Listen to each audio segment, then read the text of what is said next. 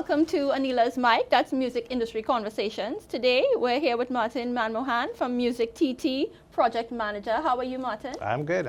Okay, great to have you with us. So, what we're going to do today, folks, is have a walkthrough on the MusicTT website, because a lot of people, I think, aren't aware of the website and what the resources are to help them as creatives. So, let's just go straight into it, and then we'll go back around and catch up on some other topics. Sure. Yeah, so MusicTT, here we have it. Right. Right. So I think the most important page on our website is the resources page, because you got a lot of resources that are free and it's really useful. The first really important resource, which I like to encourage people to look at, is our music contracts. We have about 50 contract templates. Right. That was done by a reputable music industry lawyer locally. So they all localized contracts, and everything from like talent management to rights clearances and talent, availability to use music in synchronization, and a bunch of different contracts. So there's a lot of options there. Well, let's stop there. Okay, so contracts is a thing I think a lot of creatives, everyday creatives, aren't really aware of, that they need to be learning and understanding and utilizing. Yeah. So what's like, say somebody has written a song and they've registered with court and all this stuff, but they haven't looked at contracts. What should they be looking at first off? So I mean, it's a simple process. If we start from the beginning, right? So you have a song that I wrote or you wrote, and we're going to now have to get into relationships with other people to make the song come into fruition and then to market the song and everything. So at every point in the process, you should have some sort of agreement or contract. So when you go to record it, you should have something called a recording studio agreement with the recording studio, Okay. right? If you're working with other writers or musicians on the song, you should have some kind of split agreement with all the different collaborators, right? That you'll use to inform your CMO or your copyright agency that, okay, you wrote some lyrics on the song, so you're entitled to 25% of the copyright. Once it's mixed and mastered, you should have a contract giving you the right, or whoever paid for it, the ownership of the recording, sound recording. So you need a contract or some sort of agreement stating, well, I paid the money for it, so therefore I am the owner of this. When you go to film a music video, if you have extras in the music video, you have to get all of their rights cleared. If you have, if you're going to now put the music on streaming platforms, you're going to have to sign an agreement with the streaming platform. And usually with your aggregator, like a CD Baby or a DistroKid, you're going to sign a big long agreement there. And then at that point, if you're going to pay a radio station to get your music played, or pay a DJ to have your music played, or whatever, should have some sort of agreement that you're being credited properly. If you're going to perform your song, you need to have a performance contract and all of these kinds of things. Now, we know that isn't really happening as much as it ought to be. I mean, in the upper echelons of the system, yes. Right. So the soca artists, that's what they do. Festival musicians and bands and things. Yeah, like so in the more underground scenes, those things are not being done, but it can be detrimental, because at some point, like, I work with different agencies trying to market music into movies and television, right? So that's one of my major jobs at MusicTT. And there are a lot of people I can't use their music because I can't get the rights cleared. I can't go to a band and say, okay, I need to know who owns your master, who owns your copyright, where everything is registered, and because I have the opportunity to get 10,000 US to put this in a film, Yes. and I can't do it because the contracts are in place, Right.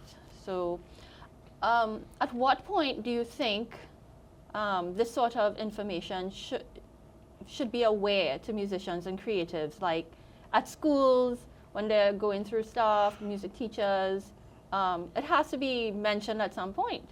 It should be. I mean, at UTT, when I did my Bachelor's of Fine Arts there, it was mentioned to us. We did a course called Entertainment Industry Business Seminar, and they stressed the importance of contracts, and they gave us a bunch of options of who are good music attorneys and entertainment attorneys who we could reach out to help us with these kind of things.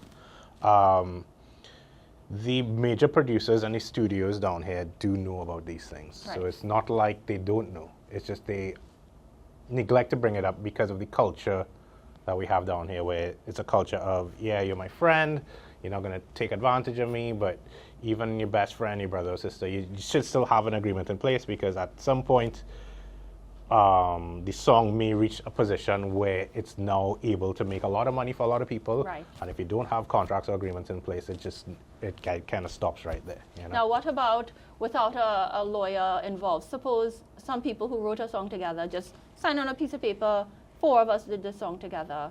Would that still be something? Yeah, so a split agreement is it doesn't have to be like legally binding contract, right?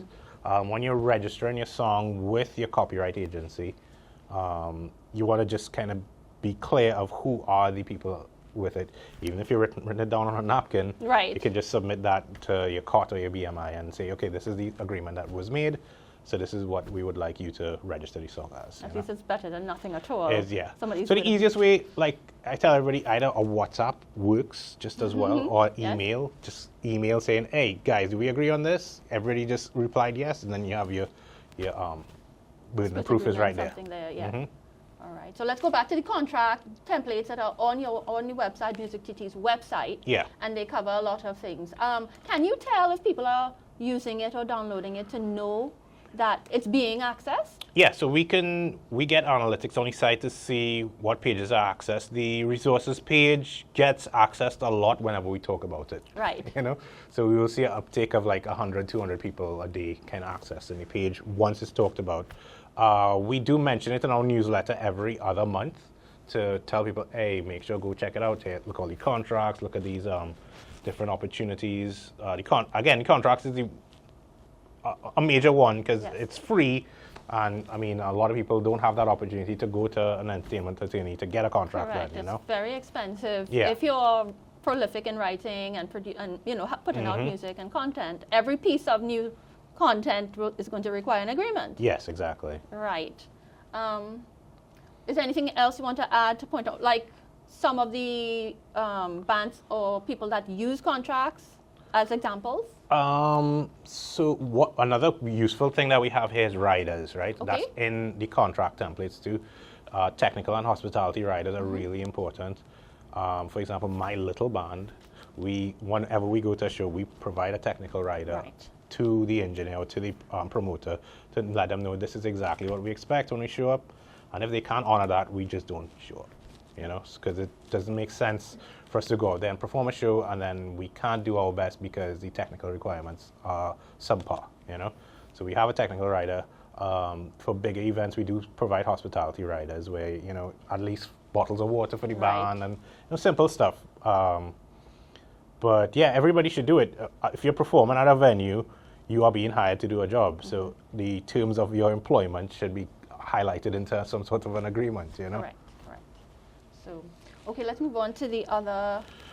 So other things I would highlight are our sync database, which is a really lucrative income stream for artists right now. Let's talk about sync licensing and sync stuff. So music synchronization is where you can now take existing songs and recordings and place them in films and television shows, video games, and so forth, right?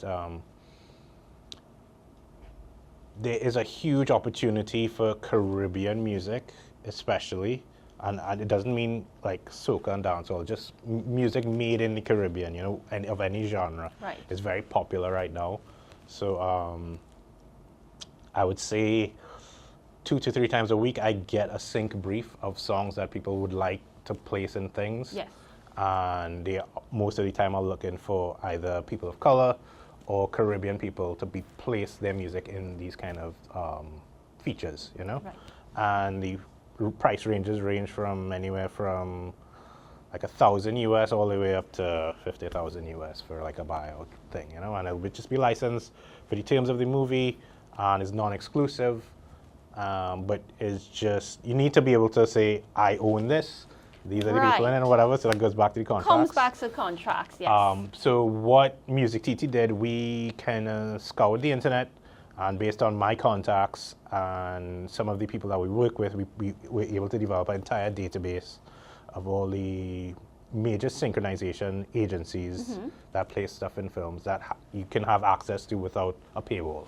So these are, I think it's about 100 different companies where you can submit your music to, and they will tell you if it's yes or no, and if you can show them that, you know, you're doing something that's closely related to what they like, they would usually reach out to you directly looking for certain things whenever the pitches come about.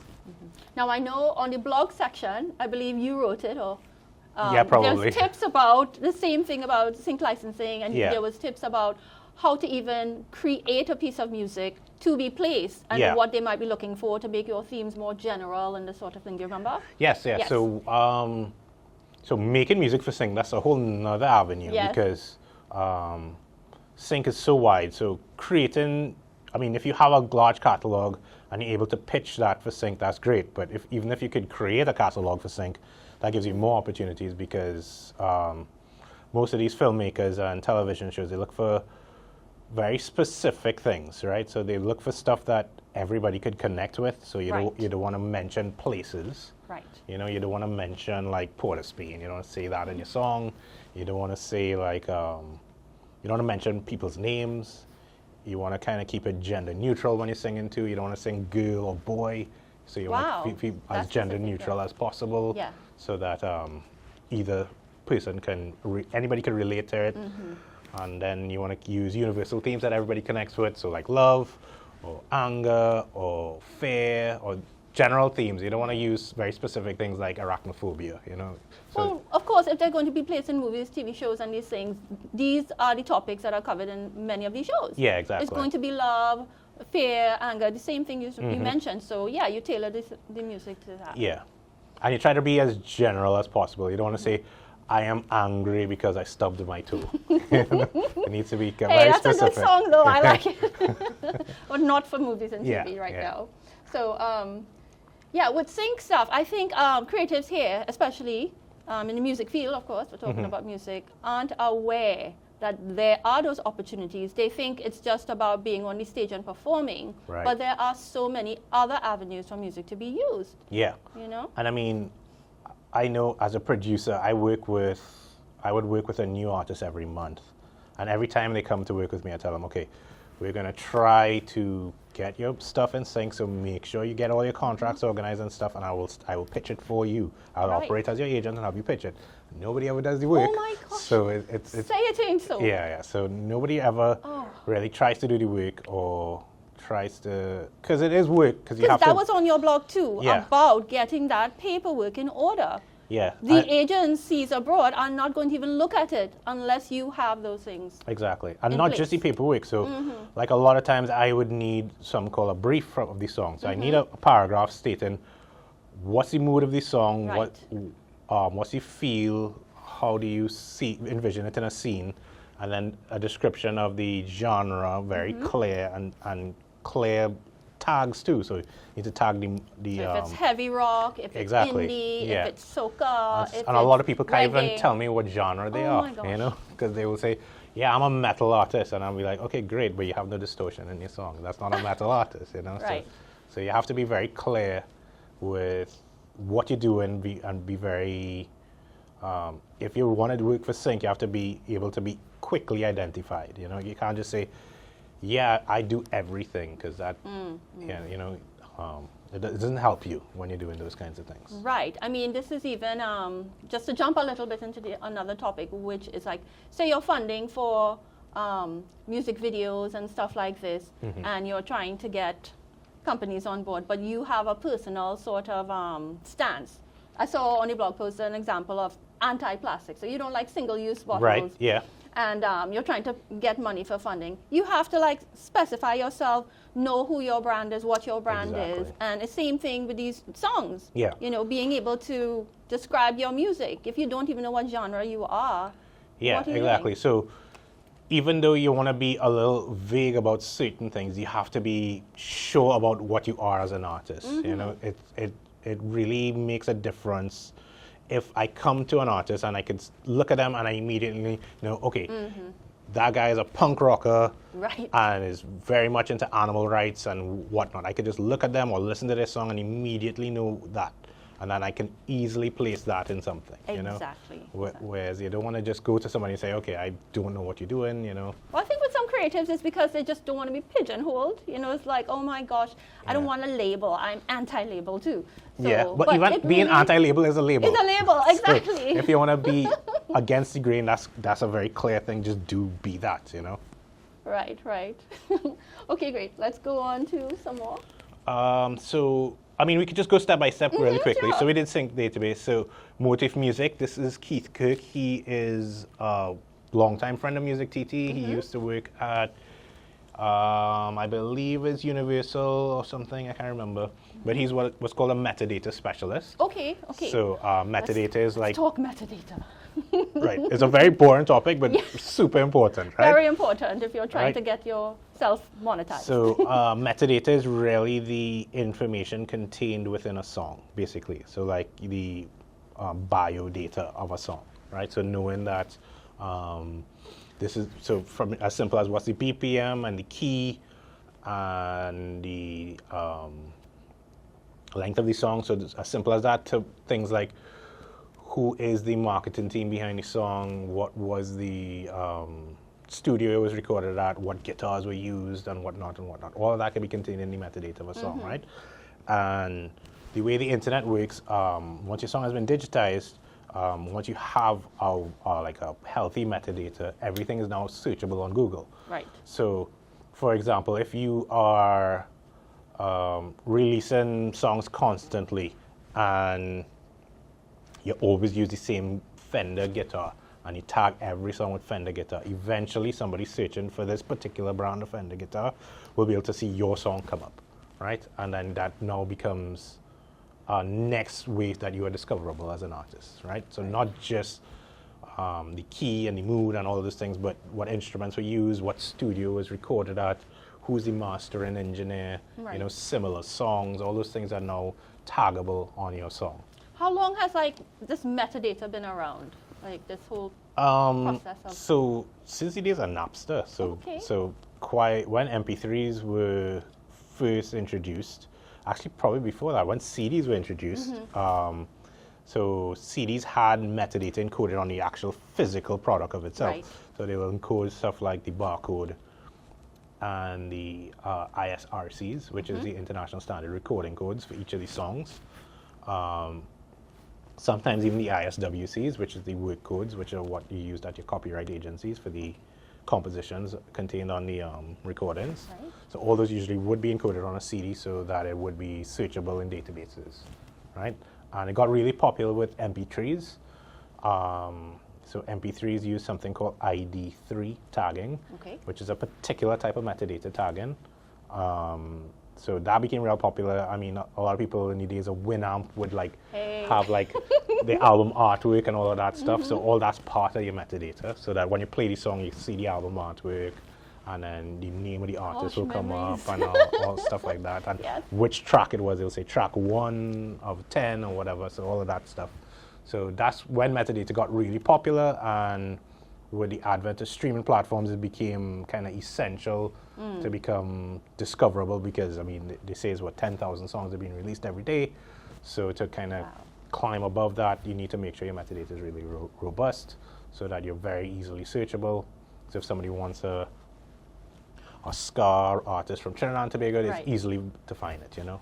So, in your opinion, because I don't know how much data you have on it, like even with our soca artists, chutney artists, all these other genres, is it being utilized? So yes, I would say so the major artists, they work with labels. So a label would do the music distribution and probably own the master recordings for Right. most of the artists, right? When you're working on a major label or a major distributor, they have to use metadata Right. because they have to follow certain rules and regulations with industry standards and this yeah, sort of thing. with like the Recording Industry Association of America and Billboard Magazine and these kinds of things. They have to follow certain things to do that. But even the independent artists at that level, so for example, Michael Teja, who Right. won Road March this year, Yes. right? Yes. So 2024. he was one of our proponents of our TT ISRC. So ISRCs are International Standard Recording Codes. Right. All of them would have a prefix with a country code, right? So Trinidad recently had the ability to issue these codes. So he was one of the first people that kind of signed on to it, and he kind of championed it for MusicTT. So his song DNA is encoded with the TT ISRC. So it will tell everybody in the world that he's the owner of the song and whatnot, but also that the song originated in Trinidad and Tobago, you know? Very good, very good.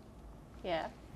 Okay. All right, moving on. That was metadata stuff. Yes. And the importance of metadata. Right, so again, Keith Kirk is a metadata specialist, so Right. when people need metadata work, we send them by Keith, and Keith will sit down with a consultancy with you and fix that up.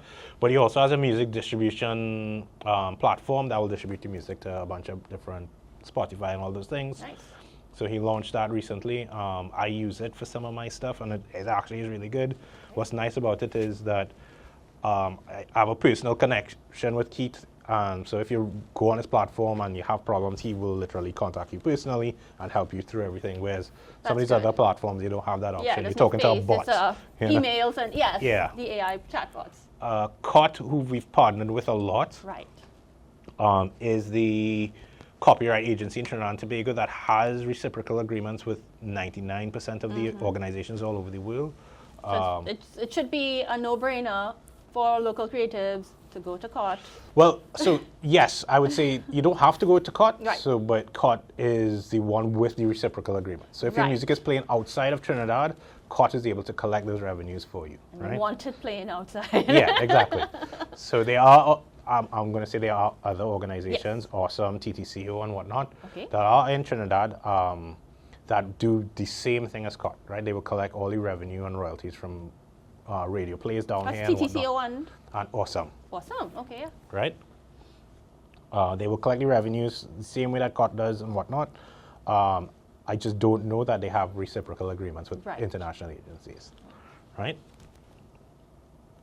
So the music contracts we spoke about, the TT charts, which is a really nice thing to be able to see. I mean, I could click it, hopefully it'll open. Yeah, right, you can see the top artists in Trinidad and Tobago being played right now. Again, it's all... And this is useful. So yeah, this is really useful because you can see, all right, if I want to be making it big in Trinidad, I need to be probably doing one of these genres, right? Right. Which again is all dancehall and yeah, all dancehall. But it's good for these artists because they can show. Right. Yeah. So, and I mean, again, YouTube is just one sort of thing. We know that dancehall is mostly consumed through YouTube, right? Not just Trinidad dancehall, but Jamaican dancehall too. So it is really popular on YouTube. But if we check on like Spotify, probably dancehall is not the #1 genre. We're gonna probably see. Actually, yeah, look, dancehall too. Okay. Bumpy Boss, Prince Swanee, came on 6, right? So. Okay. But again, this is not a definitive playlist. There are other playlists, right? Yeah. But yeah, so this music, dancehall is consumed mostly digitally, whereas like soca and chutney is more consumed live at an event, right? And through DJs. AudioMac, again, this is the next company that we partner with that does music distribution for you, but they distribute on their platform specifically. They are kind of focused on soca, Afrobeats, dancehall, and amapiano. So more underground music when you look at it in the mainstream of things. So they actually have a direct partnership with Nyla Blackman, who's a brand ambassador for them. So they're really trying to take soca to a big international stage, because they have they're now a Nigerian-owned company. Okay. So they're really, really huge.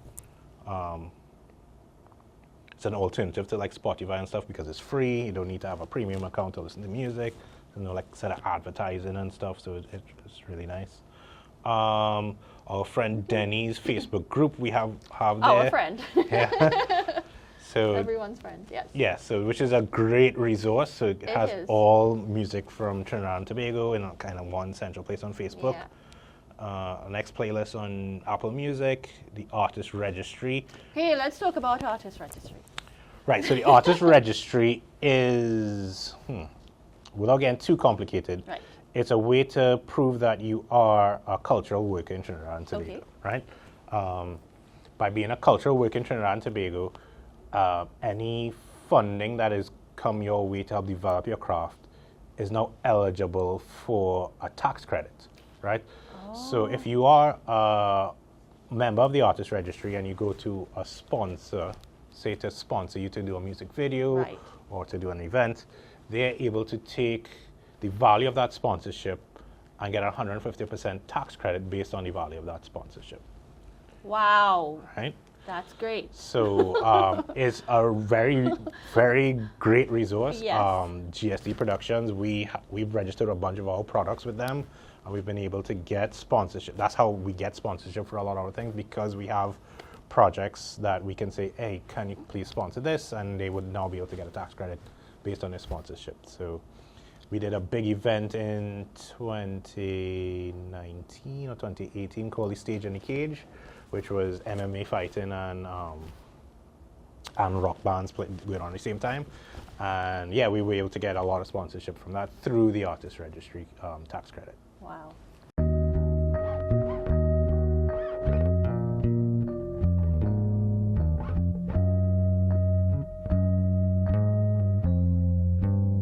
All right, yeah, and so that's basically it about the artist registry. So you are able to get funding for projects and get a tax credit. It also helps with, like, if you're looking for an artist visa and those kinds of things. So registering the artist registry takes a little bit of work, but I think it's definitely worth it if you are a performing artist in Trinidad. Right. And You intend to make it your career. Yeah. It's important. yeah, exactly. It's basically a way to stand with the government saying, I am a music creator and I deserve assistance. Yeah.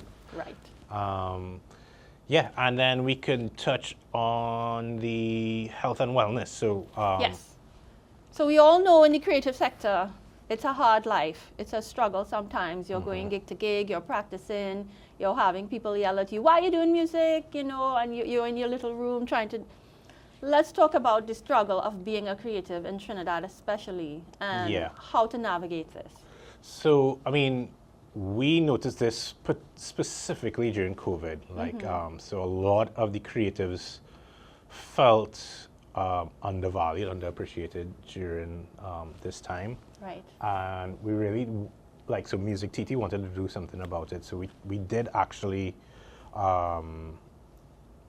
get sponsorship from a health and wellness company in the States, and they were able to send us a bunch of books that we gave out at our last conference. And every time we now do any of these kinds of things, any kind of outreach, we always make sure to have some segment talking about not only mental health but physical health as well, because yes, our mental health takes a beating trying to do this in Trinidad and in the Caribbean generally, because just the post-colonial mentality of, you know, professionalism.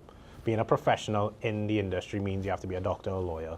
It doesn't really mean being a professional musician. That's not always seen by some people as a viable career choice. But the existence of MusicTT proves that it is a viable career choice, right? I mean, Trinidad has Carnival, and without Exactly. music, So- what is there? Yeah, so Should be getting more respect. Carnival shows you that we need to kind of take care of not just our musicians, but our costume makers, our panists, our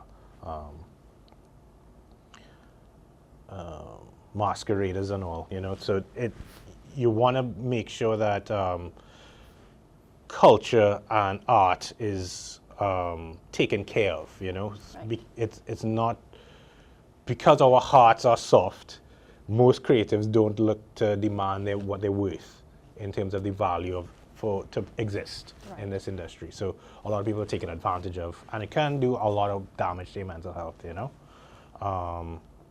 So during COVID especially, you got this... Yeah, so during COVID, so there were two sides of it. So during COVID, we realized that a lot of the artists weren't able to perform, Right. obviously, and just the ability to be able to perform is such an important part of being a creative, you know. Yes. So, like, we realized that this was a challenge. We did some programs paying artists to perform remotely and digitally. So we did put on a bunch of concerts. I can't remember what the name of the concert series was, but we did a whole bunch of There's concerts. probably some on YouTube. Yeah. Well, we did through Instagram, so it'll be Instagram. it'll be on our Instagram, and then we partnered with different agencies doing different, just remote viewing kind of stuff. And just doing that made such an impact in the Yeah, exactly, because a lot of artists said if it wasn't for that opportunity, they don't know what they would have done. I mean, it helped them eat for a few months. Right. So it was able to give them money to feel worth. And a lot of them, seeing that the ability to do this now made them think, oh, well, maybe I can do this on my own. And it did make them reach out and try to do concert series on their own, made them able to earn a bit of a living. And it also gave them a sense of purpose. Right? Because during COVID, the other side of it is all of us flocked to the internet for entertainment. Yes. Because we had no other opportunity. We couldn't go out. We couldn't go to parties and whatnot. And the importance of creative became so evident during that period, you know. So we should definitely take care of our creatives, you know. Stream their music. It's as simple as go online and stream their music or share their posts when they do a post online. And also so out of COVID now, people are coming back into the clubs, they're going to the restaurants, they're going to outdoor events, and the creatives are now back out in the open space. On this side, it's the physical side of taking care of themselves. Yeah, so I mean, a lot of times people will neglect to do what they have to do. They wouldn't eat properly. They won't eat. Right? So a lot of times, you go to sound check, you do what you have to do. The promoter's taking long to do something, or the engineer's taking long to do something, and tell you, okay, you don't have time to go home. Just kind of stick around and perform, and then and during Carnival, that happens multiple times with the performers. They have 3 shows back to back in the same night, and they don't get to eat properly. So taking care of your physical health, making sure you're eating properly, getting regular checkups at the doctor, monitoring, certain symptoms, make sure you don't have high blood pressure, high sugar levels, and those kinds of things. So you have to take care of your physical self as well. Do you think, like, I don't know, like maybe post-Carnival especially, because there's, so many performances going on during festival time, build up, and then the actual days. Do you think there should be some post-Carnival sort of clinic or something for musicians, performers, or whatever? Like, I mean, that would be great. Yeah? I mean, generally, the public health system, you can go and get a checkup pretty easily, It's not hard to go on, but specifically for, Yeah, so I do definitely think one thing that might be missing is the health insurance side of it, right? Yes. So again, a comprehensive kind of plan that will take care of you in those kind of moments is kind of critical, and a lot of creatives don't kind of neglect that side of it. They don't think, I don't need health insurance, or I don't need to. Of course not. They're invincible. Yeah.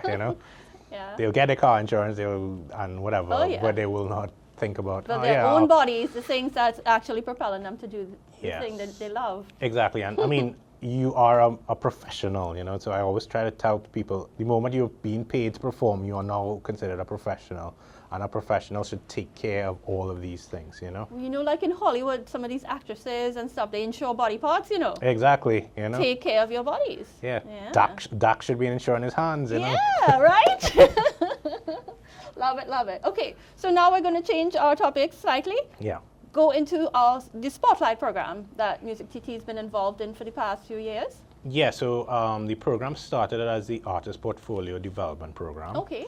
So it's where we would scout a bunch of artists, look for those that are on the cusp of breaking through to being an exportable artist. Right. And kind of helping them achieve those kind of goals, right?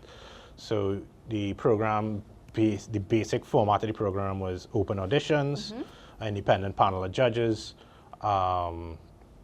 would select between 6 to 10 artists, right, who would all be granted basically a scholarship for training, for a 9-month training program. And they would be given training in like social media, songwriting, branding, marketing, a whole bunch of stuff to kind of get them at the point to produce a showcase, which will be showcased to an international panel of judges. And then in the first 2 actually I should say just the first year, we would have done the showcase in front of a panel, and the top 2 artists were selected and given basically export opportunities, right? The first year, the top 2 artists coincidentally are now no longer residing in Trinidad. They have exported. They've exported themselves. Right? So one of them, Daniel Griffith, Yes. is living in England, and he's very popular on the music theatre circuit across there. He was in the British Lion King theatrical production for the last, I don't know, 8 years or whatever. So he's constantly part of that. And the other one who was selected was Desi, and she moved to Bali, and she performs across there and works and records and stuff in Bali. Yeah. Wonderful. And what about the last cycle of Spotlight? So the last cycle, which would have been, we completed Spotlight in 2022. So the last 3 cycles I just talked about, we added another component to the program where we would produce an album with the artists. Right. So the last cycle we had 6 artists, Daniel Roberts and a few other people, and we produced an album with great songs, and it's being pushed out for sync. Right. You know. So the album was done with a producer in Australia, Daryl Gervais, who's a Trinidadian songwriter who writes for people like Kess and so on and so forth. So he co-wrote all the songs with the artists, and it was produced in Australia.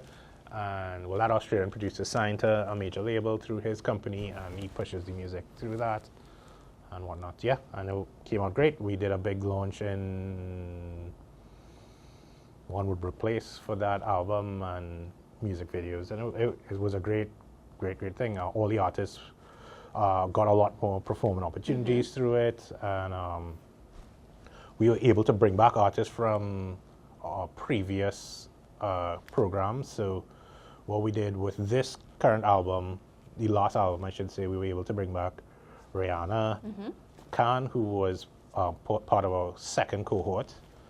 So she did a song, and we also brought back Candace Keaton, who was part of our first cohort, and she did a song as well. And it was really well received. The album is doing pretty well on streaming platforms as well. So Right. So I know that the Spotlight's kind of like on hold for right now. Yeah. So the idea was we had 39 artists that were matriculated into the program. Right.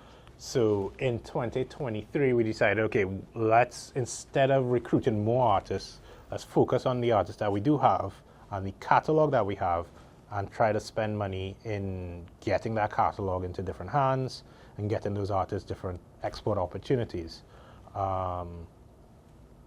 Because of the amalgamation process, the funding for that was deferred. So we may still approach the program that way, where we want to export these 39 artists instead of recruiting new artists right now. Just for the fact that the budgets for those programs are way more than what we received, and we did see the opportunity to say, okay, let's try to bridge those gaps that we missed with previous funding, so that we can now really do make a difference for these artists' lives, you know? Right. Okay. Now, let's talk a little bit about your live music district events and types of events. Now, I did see on your website that when it first started, it was concentrated in the Port of Spain area. Sorry, I cut it. When it first started, it was concentrated in the Port of Spain area because of a UNESCO sort of music city sort of network. Yeah. So that's why it was kind of concentrated in the Port of Spain, but now it's everywhere. So, okay, so Live Music District is a funny animal, right? So it was started off focusing specifically in hotels and bars. So we wanted to encourage music tourism through live performances in publicly accessed spaces, right? Right. So spaces that doesn't cost money to enter, right? So that's why it was hotels and bars Right. at the beginning.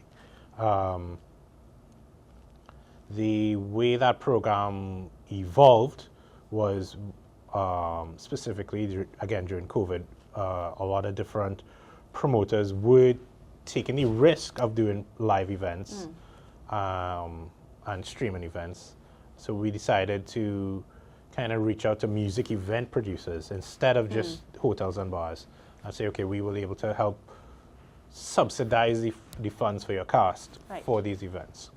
So it reached at that point, and at that point, it moved out of Port of Spain. The UNESCO MusicTT's initiative was not done through the government. That was done through a private organization. I believe that designation has expired because it has to be renewed. Right. And we're not sure what's the situation. Again, because it's a private organization, we're not sure. Well, it's good to have the music go all over the country anyway. Exactly. So yeah. the focus on Port of Spain was kind of focused on tourism, right? Yes. So music export is our mandate at MusicTT, so music tourism is kind of the main proponent of music export, right? So when you have like the cruise ships coming in and this sort of Exactly. thing, So tourists come to Port of Spain. Yeah, exactly. And the hotels and the bars, especially in Port of Spain, is very accessible to any tourists, and especially tourists coming here for different festivals. They're not necessarily going outside of Port of Spain, you know? Okay, so hopefully we'll be seeing Spotlight return and, you know, not just the 39, although there are 39 wonderful performers. Yeah. But, you know, there's so many talented creatives, so hopefully they'll have opportunity with the funding coming in and this sort of thing. So let's now jump to Reverb and what benefit and importance it is to have those kinds of conferences. Right, so Reverb Experience, or Reverb X, started off as a Reverb webinar series, right? So we produced, I think, 30 webinars with different industry experts, kind of talking about specific music industry things. We saw the opportunity to then expand it, again, during COVID, expand it to a digital conference, so it was all online, where we were able to network with major international players in the industry to kind of give coaching and education to our community, right? The first and second year were really successful. I just did a report on the statistics. I can't remember. I think the second year we had something like 400,000 virtual attendees. So it was really, really successful. Are you kidding me? Yeah, it was crazy. Wow. Impressive. Very so impressive. last year, no, I think, last year we had something like 130-something thousand virtual attendees. We had we did it as a hybrid system, so we did have live attendees as well. We used a smaller room, so it was, I think, 200 attendees physically in the room. And again, we had... Well, it's nice to be in a room with people. Yeah, especially because we did a lot of... The most important part of it to me was the networking sessions. Yes. So we were able to network with these major players from Africa and England and Australia and stuff. So we had very prolific producers and publishers and stuff who were here. And they signed, we had a music manager who signed one of our Spotlight artists just from the networking sessions, you know? Well, like I say, it's nice to be in person because your personality, the way you interact, your handshake, your smile, all of this sort of thing really makes an impression on people. Exactly. You know? So when there's opportunities, creatives, please take advantage of them and bring your best face, your best foot forward. I think our networking sessions, we charge like $50 TT to attend. Gosh, drop in the bucket, so, right? Yeah, exactly. Yeah, it's worth it for access to all these important people. Yeah, exactly. You know? So what were the topics that were covered? Do you remember? So in 2023, we... No, there was Sync. Yes, we did 3 days. Yes. So we kind of collaborated with Film TT, our sister company, Yes. right? So we did a day just on film music. So we did scoring, we did music management for film and television. Again, people, there's so many opportunities, not just performing on stage. These kinds of opportunities are very important if you're gifted musically. Yeah, you know? exactly. We highlighted all the artists who had sync opportunities, so like Marcus Braveboy, Marsha Montano, and a bunch of different people, and we were able to showcase the films and television series that their music was played in, you know. And we also did stuff on publishing and copyright, and then we did investment as well. So looking at major investments in music. So for big companies to invest in the music industry and what that means and the kind of returns you can see on those kinds of things. Are you talking local businesses or just? Both local and international. And international, right. Yeah, because people don't understand the return on investment. So if you purchase a catalog from an artist, for example, so that catalog exists for the lifetime of that artist, plus 50 years after they pass away, right? So that catalog can have so much earning potential. It's not funny, you know? Right. So just investing in one single artist's catalog can make you hundreds of millions of dollars, you know? All it takes is one hit, and that's it, you know? Absolutely. All right, great. So I think we've covered quite a bit of just off the website alone, people. All these resources, all these topics, all this information, all these conferences are right here on MusicTT's website. Please go use it. If it's, you know, if it's there for you, use it, please. Let's now turn to you, wearing a different hat as a musician, a producer, a jack of all trades. Let's talk about your. Let's please talk about your paper, your carnival paper.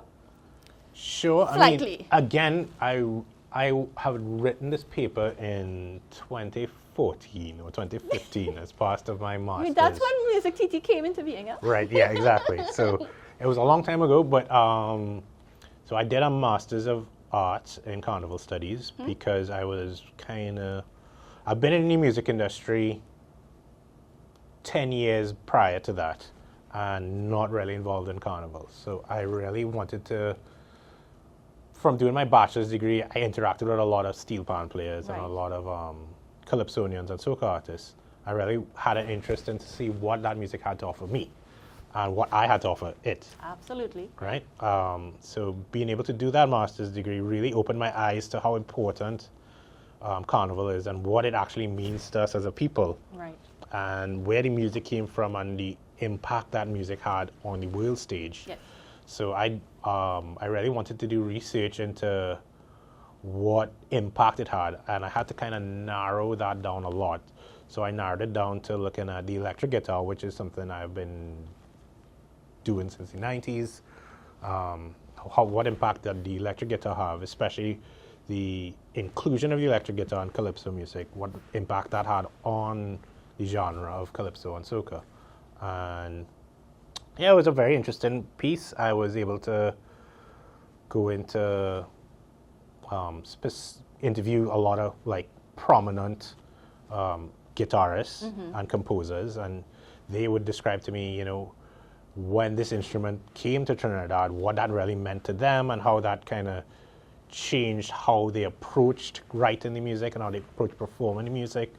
And even the calypsonians and themselves realized that the opportunities to involve different international styles into their music, calypso and soca, now became even more available to them with the inclusion of the electric guitar and electric bass guitar. You know? So, well, thank you for doing that paper. I think it's a tremendous read, and I recommend everyone who's interested in this topic, please go. We'll go put the links somewhere in our description box so you can go check it out.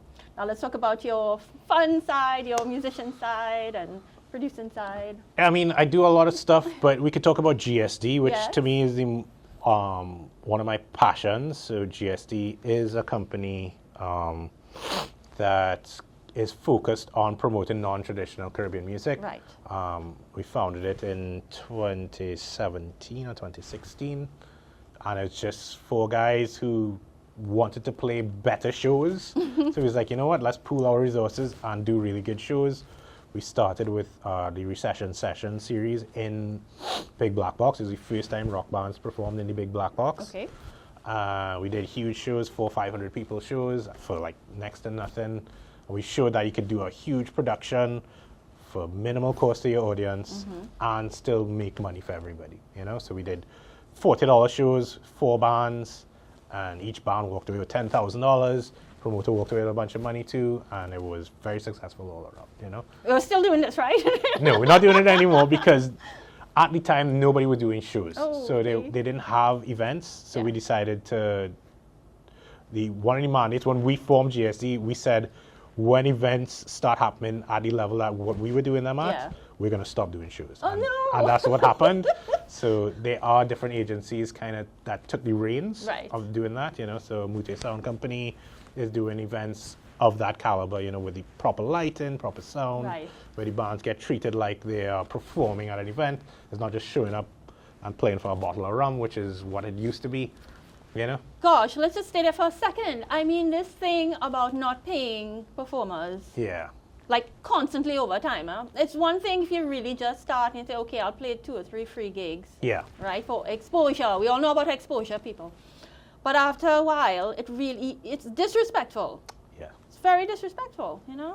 Something has to change in this industry. Yeah.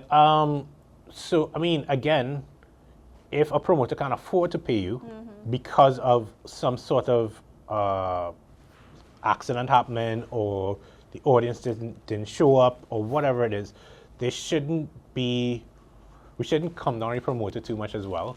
So we should still, the promoter and the artist should be able to come to an agreement and say, okay, we weren't able to pay you for this one, but we're going to book you for 3 more shows with a guaranteed payment. Well, let's You know? at least cover gas, huh? Yeah. Well, yes. Let's just be real here. Yeah. Because the band members are going to practice.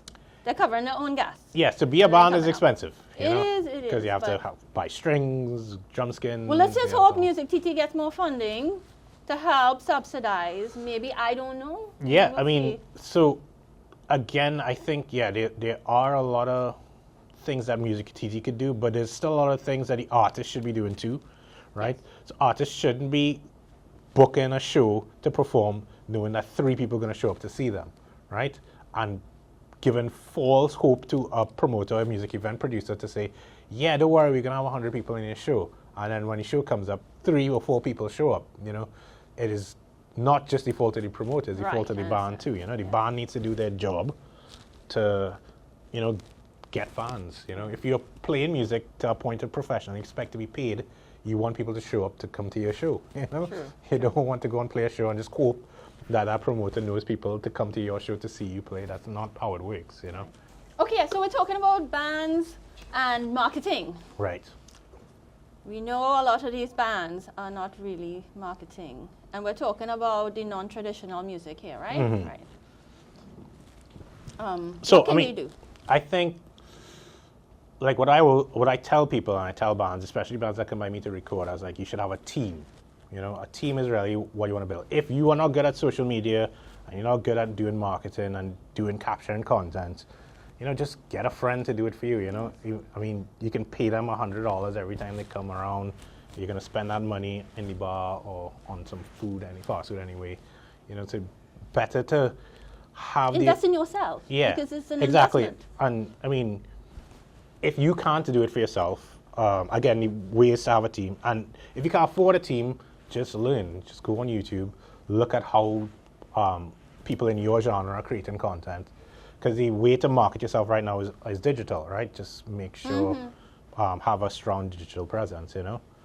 As and- somebody said at the Ignite conference, social media is just media. So you have a social media account, just use it. Exactly, Yeah, promote exactly. yourself, promote your brand. And I'm telling you, mainstream media are thirsting for content, Yeah. you know. So if you have something, if you have a story to tell, you can just reach out to the media. They will tell your story, you know.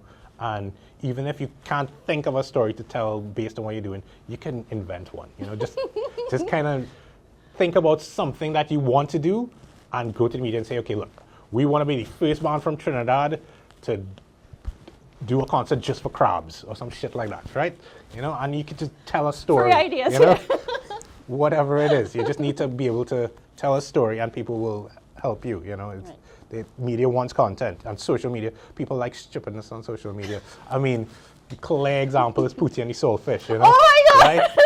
Right? They're just We doing, love you, Pootie. right? They're just being But, yeah, themselves, yeah. right? And they are killing it on social media, you know, and nobody could fault Well, them. let's you know? also say what they're doing. They have stickers, people. They have merch. They have people getting their tattoos. Exactly. Look, I mean, if you could get nervous. tattoo, I mean, that's real brave to get Trinidad That is- band tattoos. That's incredible. Trinidad. That's incredible. Because Trinidad bands don't last more than 10 years. But Oh gosh, still. but still, You know? you could cover it up, make it pretty. But Yeah. okay, merchandise. Merchandise. Merchandise, something. yeah, it's clear. And I mean, Bisham is a champion. Bisham doing stickers for everybody for free. I'm going to shout out Bisham, Oracle nice. Signs, you know. So all the bands are getting stickers from this man. And Bisham did all the GST's posters and banners. Every time we do an event, we have a bunch of posters, a bunch of banners. So, and he's very reasonable, you know. And I mean, I'm going to even talk about Bisham here again. Bisham offered to do merchandise, T-shirts on consignment. Right. Like if you want to order T-shirts of a band, he will set up everything, do the delivery. You just get the orders, and he will do the T-shirts for you. So you don't have to have any initial investment. You know, so I don't even know why bands are not doing this. Right, and I think it's an important thing. It would be so amazing. We're walking down somewhere in the mall, somewhere on the street, and you're seeing people wearing T-shirts of local bands. So, guys out there, please try and get your merch out there. Merch out. Yeah, I remember. So we actually had Jared Ferreira from Lynchpin do a webinar for us on merchandising. Right.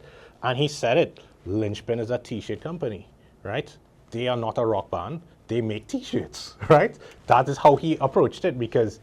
Listen, and they make nice T-shirts for women, nice tops for women too. Yeah. Remember when you're making merch for females? Come on, you know, make something cute. Exactly. Yeah, and their merchandise and their stuff help them tour, help them record an album in the States. You know, helping them live their dreams as a rock and roll artist. You know, so why aren't more people doing it? It just makes no sense. Well, we're trying to encourage them. Yeah. Right here on Aneela's mic. Okay. Bisham, help me with some stickers. Okay, so let's finish up with your bands and shows or anything. So yeah, my band Checklist, we're doing a festival called 24-1900 in December. It's a virtual festival where there are bands from all over the world in different time zones.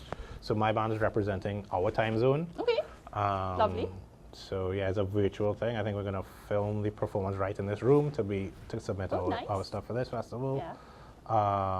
Again, we're gonna be selling all our merchandise through that as well. Absolutely, yeah. Lead them by example. Yeah, and then we're working on our new record. That's Checklist, right? Checklist, yes. Yeah. I'm also helping the guys in Touchdown. I can talk about this very briefly. So Touchdown is forming a label and a publishing company. So we're helping them out with that. So you could look forward to that in the next couple of months. They're going to probably drop their first release in October. So yeah, that's kind of... Lots of stuff outside happening there. And I know you've worked with a lot of creatives outside of MusicTT and with MusicTT. You can name some of the bands and singers that you've worked with. I think every rock band in Trinidad has recorded by me. I don't think there's one that hasn't. Right. Most recently, we just did 2 songs by Supernormal. Lovely. Which is probably going to release soon. Right now, I'm working with this young guy called Shaquille Bishop. I can't remember what his artist name is, but we're doing a 4-track EP, which is a kind of cross between like Nirvana and the Beatles. So it's really interesting stuff. Yeah. What else recently? I can't think of anything else. I mean, we did a lot of stuff. And you work across genres. You know, there's... Yeah. I mean, yeah. So there's a lot of stuff in soca, and I do a site called the Content Island, where we have a bunch of local music available for purchase royalty-free music. Yeah, I don't know what else. Awesome, awesome. Well, let me thank you so much for your time today. I really appreciate it. Explaining so much of the free resources on MusicTT's website and you sharing about your paper and sharing about what you do. Sure. I hope I'll be able to talk with you again. Yes. Well, thank you. Thank you.